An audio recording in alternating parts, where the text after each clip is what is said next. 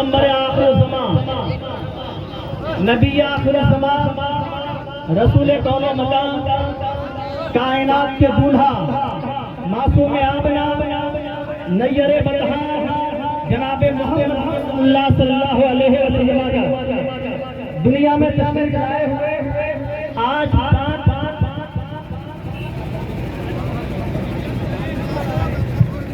1501 سال گزر چکے ہیں، اور ان 1501 سالہ زندگی میرے نبی کی حیات طیبہ میں 63 سال کی زندگی کو آپ جب اٹھا کر کے دیکھیں گے تو آپ کہیں نہیں پائیں گے کہ جب مصطفیٰ آئے تو امن و سکون کے علاوہ ان کے مکے میں یا ان کے مدینے میں کبھی خون خرابہ ہوا ہے. کیونکہ اسلام ہی وہ مذہب ہے، اسلام ہی وہ دین ہے، اسلام ہی وہ دھرم ہے جس کے اسلام کے الف سے امن کی پہچان ہوتی ہے، جس کے سیر سے سلامتی کی پہچان ہوتی ہے، جن کے لال سے لبیک یا رسول اللہ کی صدائیں ملتی ہے.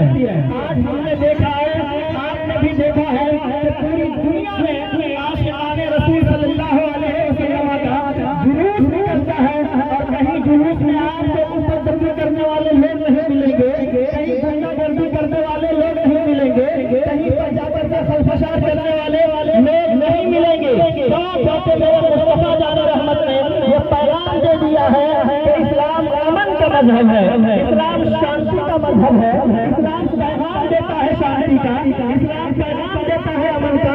آج پوری دنیا میں آپ اٹھا کر کے دیکھ لیجیے، سب سے زیادہ جس مذہب کی طرف لوگ قائل ہو رہے ہیں وہ کوئی اور مذہب نہیں ہے، ہمارا اور آپ کا پیارا اسلام دنیا میں نظر آ رہا ہے.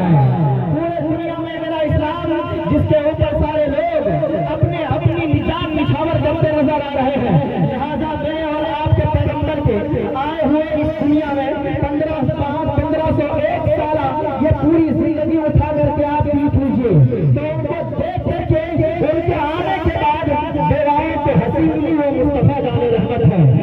جب بچیاں زندہ ترور کی جا رہی تھی تو ان کو بتانے والے کا نام محمد رسول اللہ ہے، امن و سکون کو پیغام دینے والے کا نام محمد رسول اللہ ہے. آج پوری دنیا میں ایک نعرہ لگتا ہے، آتنکواد کا خاتمہ ہونا چاہیے، آتنکواد کے خلاف لڑائی لڑنی چاہیے، آتنکواد کے خلاف ہمیں یکجہتی کا مظاہرہ کرنا چاہیے. آتنکواد کے خلاف پوری دنیا وائٹ ہاؤس میں بیٹھ کر کے بورے بن کے تالے ایک ہی نعرہ لگاتے ہیں کہ اسلام کے بعد آتنکواد کا خاتمہ ہونا چاہیے. لیکن ان کو پتہ نہیں ہے کہ دنیا کے سارے مذاہب نے جو پیغام دیا ہے وہ دیا ہے میرے اور آپ کے پیغمبر نے ایسا پیغام دیا ہے، ایسا پیغام دیا ہے، ایسا پیغام دیا ہے کہ ہم وضو میں جب زیادہ پانی نہیں بہا سکتے تو کسی کے گناہ کا خون ہم کیسے بہا سکتے ہیں، کیسے ہم خون بہا سکتے ہیں. آپ کو ایک پیغام ہم دینے کی کوشش کر رہے ہیں. آپ دنیا ایک بات سمجھ لیں، ہمارے لوگ یہاں پر حاضر ہیں، غیر لوگ یہاں پر حاضر ہیں. اگر میری باتوں کو نوٹ کرنا چاہتے ہیں تو نوٹ کر کے جائیں. ہمارے پرشاسن کے لوگ بھی کر کہیں پر موجود ہوں گے، میڈیا کے لوگ بھی کر کہیں پر موجود ہوں گے. اگر نوٹ کرتے ہیں تو نوٹ کیجیے. میرے اور آپ کے پیغمبر کی بارگاہ میں ایک آدمی آیا اور ایک آدمی آ کر کے کہتا ہے یا رسول اللہ ایک بات بتائی جائے، سب سے بہتر اسلام کون سا ہے، بہتر اسلام کیا ہے؟ تو میرے پیغمبر نے کہا تھا کہ جاؤ تو خیرات کرو، صدقے دو اور اپنے ناخن کو کاٹ لو. سب لوگ پریشان ہو گئے. ایک بات تو سمجھ میں آتی ہے کہ کسی کو خیرات کریں گے، کسی کی مدد کریں گے تو اس کو مدد مل جائے گی اور اس کو خوشی مل جائے گی. یہ ایک اچھا پیغام ہے، لیکن ناخن کاٹنے سے اسلام کا کیا تعلق ہے، ناخن کے بڑھ جانے سے اسلام کا کیا تعلق ہے؟ اور ایسا اسلام کیا پیغام دیتا ہے؟ ناخن کاٹنے کا پیغام دیتا ہے. حضور نے جب فرمایا کہ تم ناخن کاٹو اور دوسروں سے مدد کرو، دوسروں کی مدد کرو، صدقہ کرو، خیرات کرو، صحابی پریشان ہو گئے. پھر جا کر کے مصطفیٰ سے پوچھا یا رسول اللہ یہ جو میں کام کروں گا، صدقے کروں گا، خیرات کروں گا، تو یہ بات سمجھ میں آتی ہے کہ کسی کو کچھ مل جائے گا، کسی کو بھلا ہو جائے گا، کسی کو کچھ مل جائے گا. یہ تو بات سمجھ میں آ گئی کہ اسلام کا یہ بہترین پیغام ہے کہ کسی کی بھلائی کی جائے، کسی کی مدد کی جائے، کسی کی خوشی کی جائے، کسی کی نجات خوشی کی جائے, بیمار ہو تو عیادت کی جائے, بھوکا ہو تو کھانا کھلایا جائے, ننگا ہو تو کپڑا پہنایا جائے, کوئی بیمار ہے تو اس کے لیے دوا کا علاج, دوا کا انتظام کیا جائے. لیکن یہ ناخن کاٹنے سے اسلام کا کیا مطالبہ ہے, ناخن کاٹنے سے اسلام کا کیا تعلق ہے؟ تو میرے اور آپ کے پیغمبر نے کہا تھا, تمہیں پتا ہے کہ تم جب ناخن نہیں کاٹتے ہو اور اپنے جانوروں کے تھنوں سے جب تم دودھ نکالتے ہو, تو جب دودھ نکالتے ہو تو ناخن ان کے تھنوں کو چبھتا ہے. جانوروں نے میری بارگاہ میں آ کر کے شکایت کیا ہے, یا رسول اللہ آپ کی امت مجھے تکلیف دیتی ہے, میرے ہی تھن سے دودھ نکالتی ہے اور میرے ہی تھن کو ناخن چبھاتی ہے. یا رسول اللہ ان سے کہیے کہ یہ اپنا ناخن کاٹ لیں. اب زمانہ یہ جان لے کہ جو اسلام کسی ناخن سے کسی جانور کو ایذا پہنچانے کا حکم نہیں دیتا ہے, وہ اسلام کسی کو گلا کاٹنے کا حکم کیسے دے سکتا ہے؟ کسی کا گلا کاٹنے کا حکم کیسے دے سکتا ہے؟ اسلام ہی ایک ایسا مذہب ہے جس کے الف سے لے کر میم تک ہمیشہ سلامتی ہی سلامتی ہے. اس کی میم محبت کی پہچان ہے, اس کی تعلیم اس کی انسانیت کی پہچان ہے. لہذا ہمارا اور آپ کا پیغمبران اسلام کا دین لایا ہوا دین, پیغمبر اسلام کا لایا ہوا دین درسوں سے جیسا ہے کہ عین ہی تعالیٰ آج ہم تمامی لوگ سیلیبریٹ کر رہے ہیں. آئندہ دنوں میں اس سے بہتر جلوس محمد صلی اللہ تعالیٰ علیہ وسلم کا انتظام کیا جائے گا.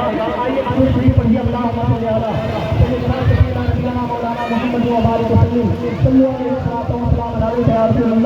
یا حبیب اللہ صلی اللہ تعالیٰ علیہ وسلم. بہت سارے حضرات نے پچھلے سپتہ درود پاک کا نذرانہ سرکار کی بارگاہ میں پیش کیا تھا, اور اس سال بھی بہت لوگوں نے, کسی نے 50,000, کسی نے 52,000, کسی نے 60,000, کسی نے 1 لاکھ سرکار پر درود پاک کا نذرانہ پیش کیا ہے. میں تمام لوگوں کو درود پاک سے اکٹھا کر کے آپ سرکار کی بارگاہ میں پیش کروں گا.